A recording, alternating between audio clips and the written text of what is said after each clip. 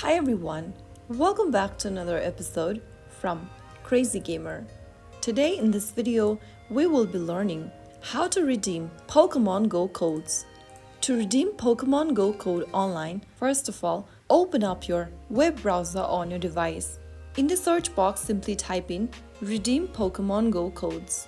In the search result, look for this first link that says Code Redemption, and then this will take you to this code redemption page. You will need to log in with your Pokemon Go account's credentials. After you end up in this page, type down your code in the text box and tap on Apply. After you do that, you will be able to redeem your Pokemon Go codes right away. After you are done with the redemption, you can go open up your Pokemon Go application on your device and your items will be waiting for you.